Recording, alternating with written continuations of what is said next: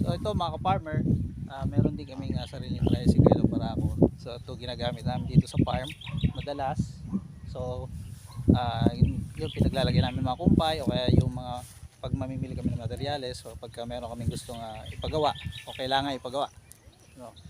Yan yung aming gamit, no? At the same time, yan, nabuo na yung ano natin, isa sa mga ano natin, taniman, no? Ng farm. Then ito yung sa kabinga namin. Yan. So dalawa magiging gate nito na nandito sa likod, meron din doon sa kabila. So actually parang ano parehong harap siya kasi pareho may sariling daan, no, sa kabila. Yan lang mga farmer, no. Yan. Tapos ito lang yung pastula namin dito. Lalabas lang din yung mga kambing.